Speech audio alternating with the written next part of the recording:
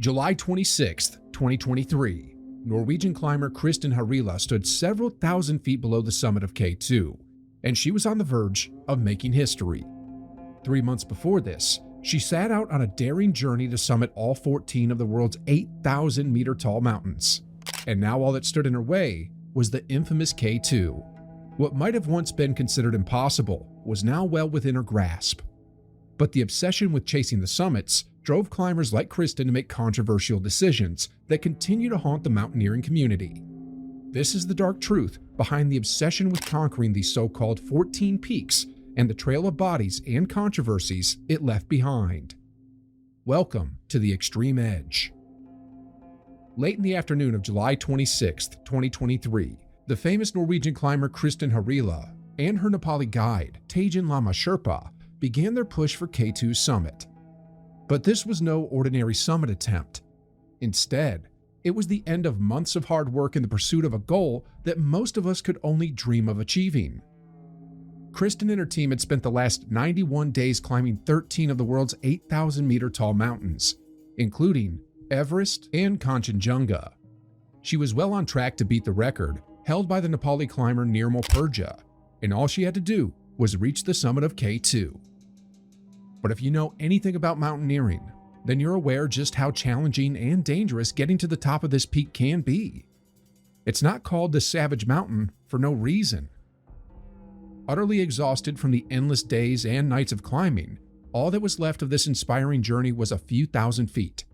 If Kristin could just find the strength to continue, she would not only beat the previous record, but once and for all, dismiss any misconceptions about the ability of female climbers. Emotions were running high, and the adrenaline was even higher. This was her final push to glory. For most of us, climbing to the top of K2 or Everest is an incredibly difficult task. But can you imagine trying to do those two mountains back to back? How about 14 mountains in one season? It's both terrifying and inspiring. This kind of expedition required years of training and a level of determination that most of us could not fathom. But Kristin was willing to do everything to achieve her goal, as we'll soon come to see. In 2022, Kristin had previously attempted the same challenge and successfully summited 12 of the 14 peaks. But after failing to obtain permits to climb Cho-Oyu and Shishapangma, she was left heartbroken, and the expedition ended early. Now, she was once again at the doors of destiny, and nothing was going to stand in her way. Kristin and her team faced harsh weather as they climbed through the night, but nothing was going to stop them now. Side by side, she and Tejan continued to lead the pack, aiding each other in any way they could. Every small step forward was one closer to her dream of breaking the record. But then, suddenly, everything nearly came to an end. It must have felt like déjà vu. A string of small avalanches hit the mountain, leading many Western teams to turn back. Another occurred as Kristin's rope-fixing team was working near the bottleneck. By this point, many of the team were considering turning back, but Kristin was too close now to just give up. Instead, she mustered up the courage and decided to risk finishing the summit. Even with the odds stacked against them, they managed to find their way to the summit just before noon on July 27th. Tiny detour on this chaos train.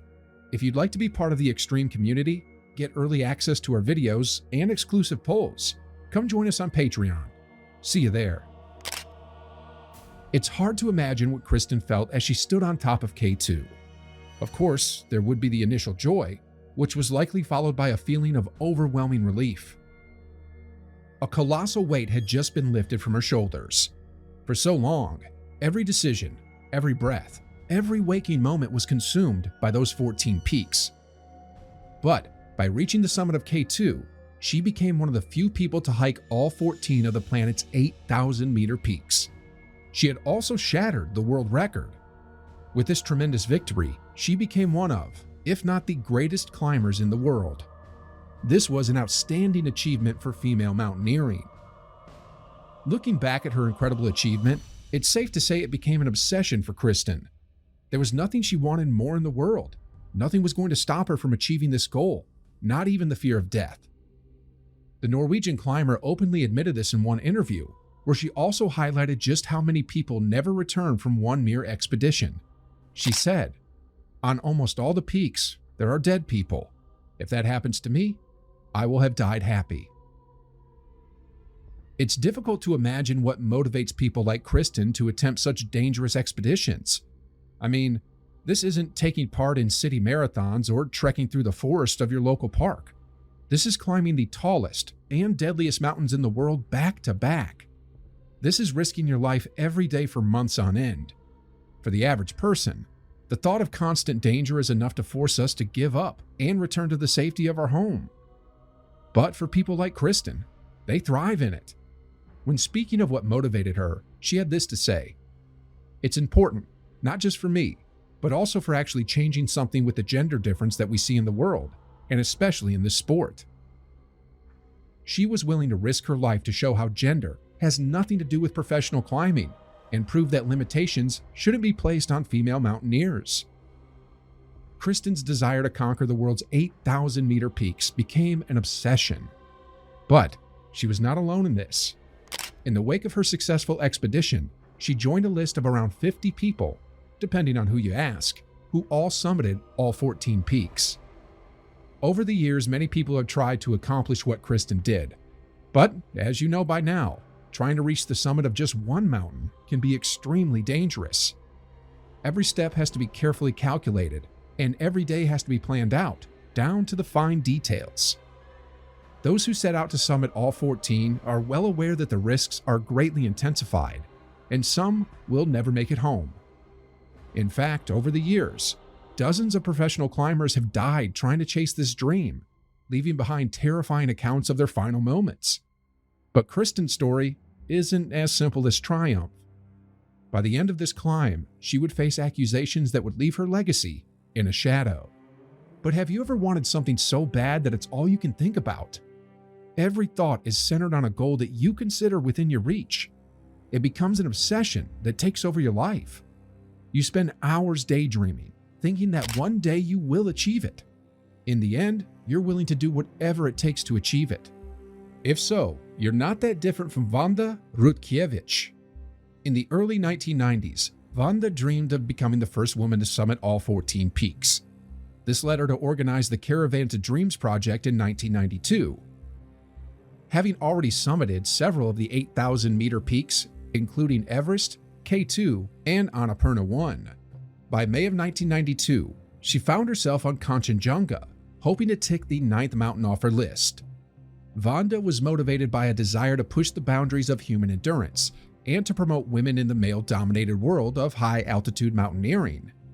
She was further fueled by her fierce independence and a competitive spirit that she had forged through personal tragedies, including the loss of her brother in childhood and her father's murder. Like Kristin, Wanda was prepared to give it everything she had, but by the end of her story, we're going to see why chasing the dream of summiting 14 peaks can lead climbers to make reckless decisions that place their lives in serious danger. In the early hours of the morning of May 12, 1992, Wanda began her push for Kanchenjunga's summit. Accompanied by the Mexican climber Carlos Carsolio, the pair began their climb from Camp 4, over 25,000 feet above sea level. By the early afternoon, Carlos had moved ahead and reached the summit. Wanda trailed behind, and before she could reach the summit, she found herself in serious trouble. Her supplies were low, and her body was physically drained.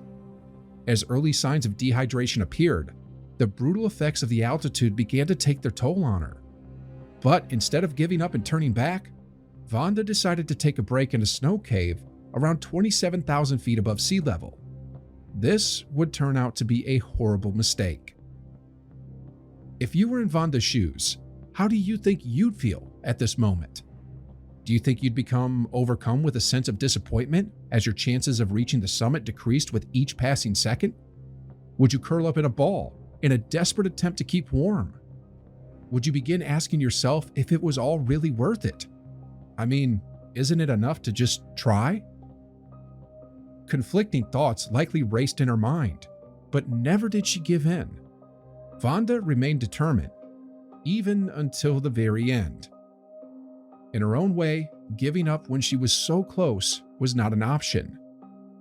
Due to her strong principles, she felt like the entirety of the female mountaineering community was on her back. If she couldn't finish this, maybe she even convinced herself women would never receive the respect they deserved in the male-dominated sport. While she was already an inspiration to many young and up-and-coming female climbers, Wanda likely felt like she had it all to lose, and this attitude would lead her to pay the ultimate price. Shortly after Carlos began his descent, he stumbled upon Wanda in the snow and pleaded with her to retreat down the mountain to safety. But she refused. Instead, Wanda said she would try to reach the summit the following morning.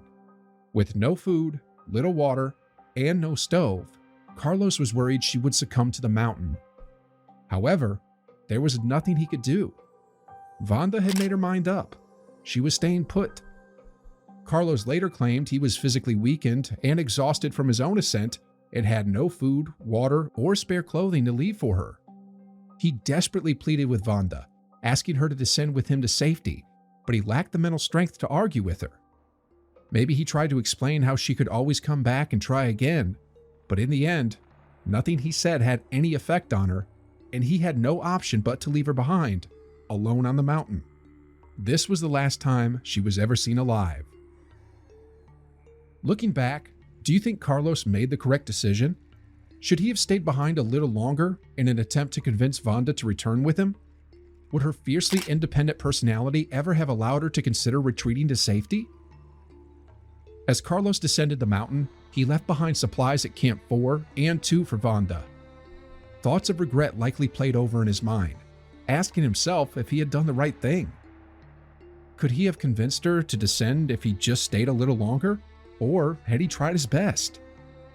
The truth is, there likely wasn't a single person on Earth who could have made Wanda give up. To this day, her body has never been found. Did she muster up the strength to reach the summit? Or did she get buried in a blizzard that swept across the mountain shortly after her last encounter with Carlos? No one really knows. But what we do know is that she became one of the many victims who met a tragic end in their attempts to conquer the 14 peaks. Summiting all 14 peaks is considered one of the most dangerous pursuits in the world of climbing. Each mountain has its own unique challenges to overcome, and no climb is the same. Yet, the obvious risks of avalanches, altitude sickness, and blizzards are enough to leave most people questioning why climbers would even attempt it in the first place. I mean, is it really worth risking your life just to stand on top of a dozen or more mountains? What really possesses these climbers to risk it all to do so? We know Kristin and Wanda were motivated by the desire to help women receive the respect they deserve in the sport. However, for the dozens of others who have attempted such a daring expedition, it was all about legacy. In the world of mountaineering, there is no greater prize than conquering all 8,000-meter peaks. It's the alpinist version of the Super Bowl. To the wider mountaineering community, it's easily considered the single toughest challenge any climber can face and represents the ultimate test of skill, resilience, and mental fortitude. The motivation behind the challenge is often diverse. Some people are driven by personal reasons, others are chasing records. But some climbers, like Reinhold Messner, claim it's the mountains themselves that draw him in. In 1986, he became the first human ever to climb all 14 peaks after reaching the summit of Lhotse. Reinhold's desire to take on the challenge came as part of a deeply personal quest, driven by a strong passion for mountaineering, but more so by the profound experiences he had at extreme altitudes. On more than one occasion, he's spoken about the feeling that comes with standing on top of these giant mountains. Reinhold claims he often returned home with a new sense of the world, a deeper understanding of their own capabilities, and an unparalleled feeling of triumph. Maybe this thrill alone is enough to tempt climbers to take part in what could be considered the most dangerous challenge in all of sports. Regardless of the reason, those who successfully summit all 14 peaks are forever etched into the history books and have become legends of the sport. But there's a much darker side to this challenge, as we've seen with climbers like Wanda. The desire to accomplish this seemingly impossible challenge and the drive to break the record can lead to recklessness, careless decision-making, and an early grave. This leads us to the real question: is any summit worth more than your life? To French alpinist Benoit Chameau, the answer was yes. But like Vanda, Benoit's obsession with climbing all of the world's highest peaks landed him in serious trouble. His story begins on October 5, 1995. Benoit was on the verge of cementing his place as an alpine legend. All that stood between him and his goal of summiting all 14 peaks was Kanchenjunga, the world's third tallest mountain. His expedition was accompanied by a film crew who came along to document what was set to be a historic event. But little did anyone know that on the day of the summit, things were about to take a terrible turn for the worst. In the early hours of the morning, Benoit and his climbing partner Pierre Royer, alongside their Sherpas, set off from high camp. Now, a mere few thousand feet from his goal, he was ready to risk everything. But then tragedy struck. One of Benoit's Sherpas, called Riku, briefly stopped for a moment to sit down, but he lost his balance. Before anyone could even utter a word, he fell down the mountain and didn't survive. The seconds and minutes that followed must have been terrifying for Benoit and Pierre. As a sick feeling rushed to their stomach, they had to come to grips with what had just happened. They had just watched a man who had spent weeks eating and sleeping beside them disappear from their sight down a rocky mountain to his death. As they struggled to deal with the shock of the terrifying event, their minds raced. They quickly remembered they were on top of one of the tallest mountains in the world, and if they didn't get their head on straight, the same could happen to them. For several minutes, they debated whether to continue or just go home, and even wondered if Riku's death was a sign to call off the expedition. In the end, the hunger for glory led Benoit to convince Pierre to continue on their quest, even when the other two Sherpas decided to turn back. Now, they were on their own. Things went from bad to worse for the French climbers. The temperature plummeted and heavy snowfall began to hide the fixed ropes. By 4 p.m., Pierre radioed that he was abandoning his summit bid due to exhaustion and the burden of carrying his cameras. In the back of his mind, maybe all he could do was think about watching Riku fall down the side of the mountain, and if he continued, he would end up like him. Benoit decided he would carry on alone. After all, he was so close to becoming the next climber to summit all 14 peaks. But it was not meant to be. An hour after he turned back, Benoit picked up the radio. Breathing heavily, he told his team he was also too exhausted to continue. But it was just a little too late. Benoit's decision to continue with the expedition until the last moment proved to be costly, and by the time he finally decided to turn back, the conditions on the mountain had become so bad that both he and Pierre lost their way in a sea of white. No one really knows what happened to the two French climbers, but neither was ever seen again.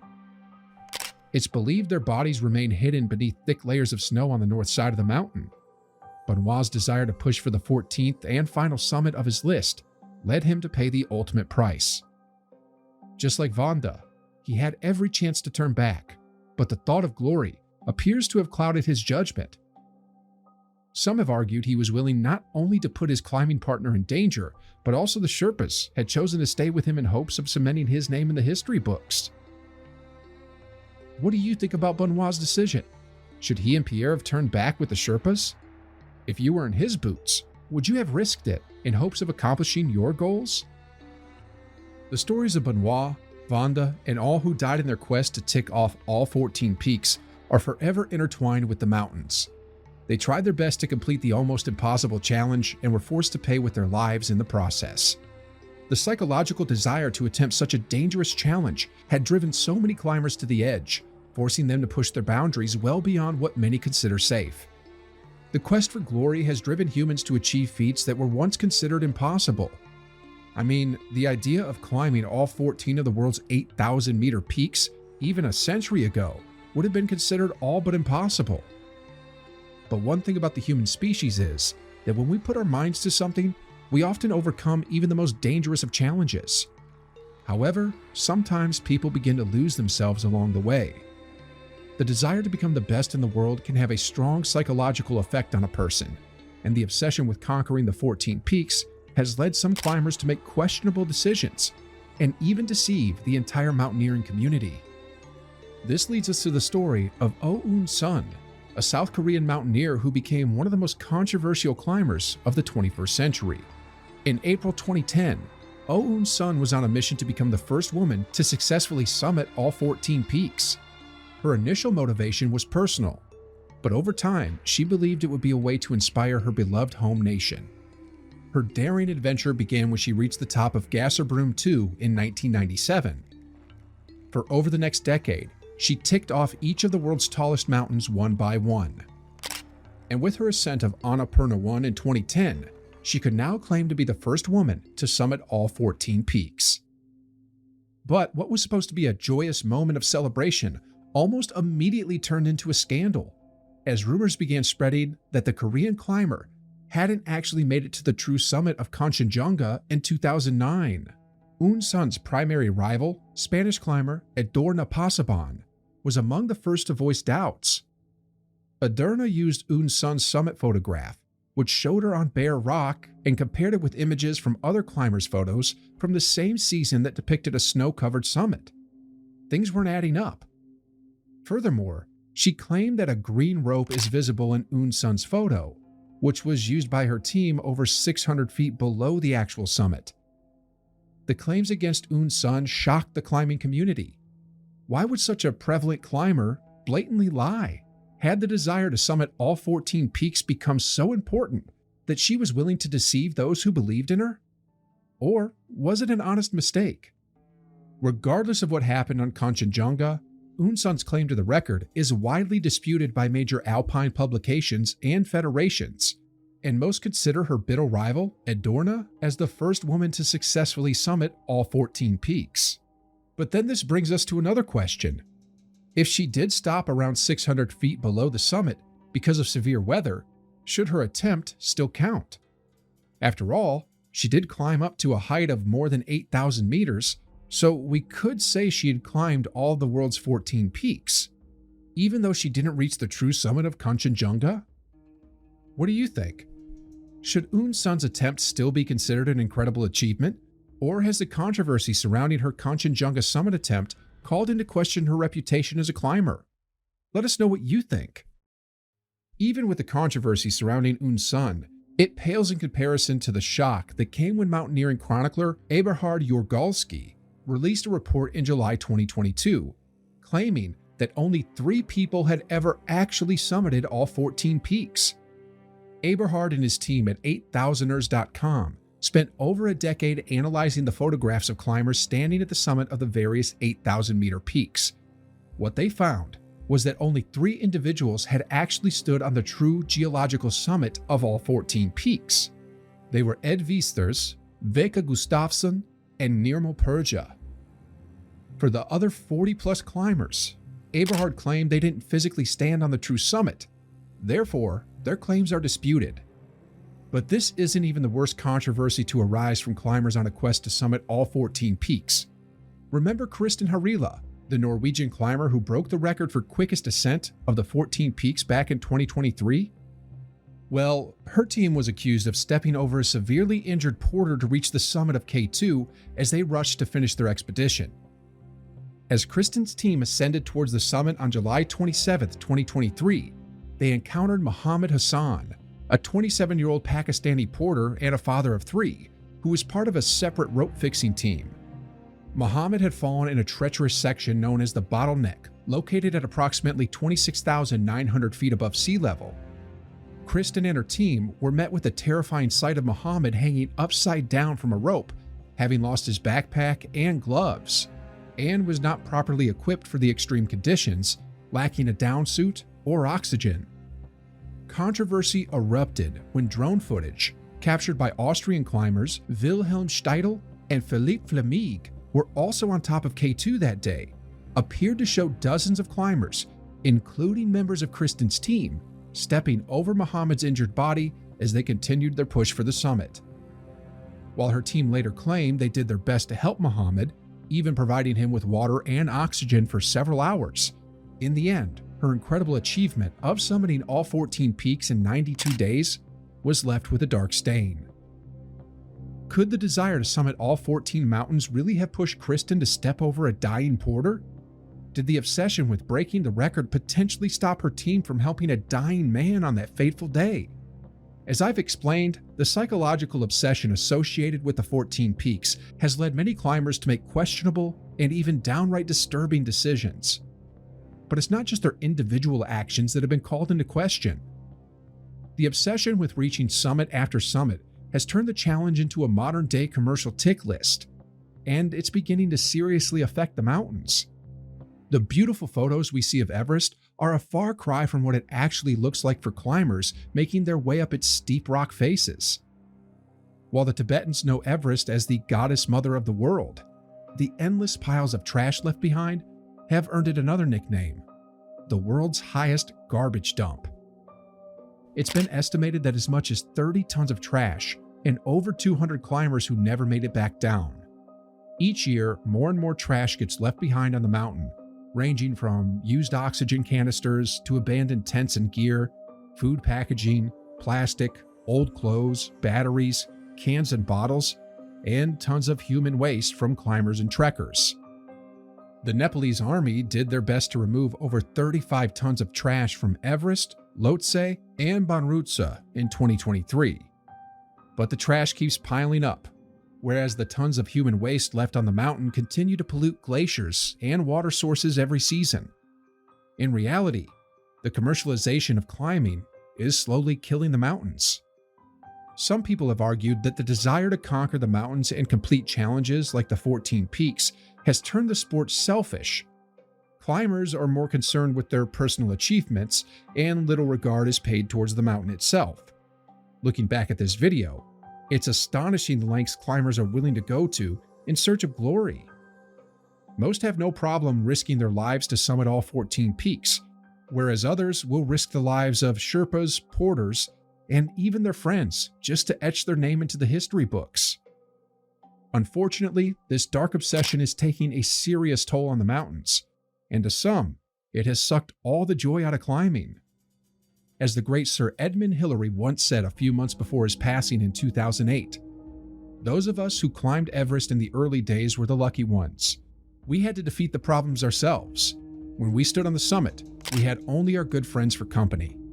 These conditions can only be renewed by limiting the number of expeditions on the mountain at any one time. Governments must put safety ahead of financial profit. Only then will the challenge and joy of climbing Mount Everest return." Thanks for watching, and I'll see you in the next one. Stay bold and live brave.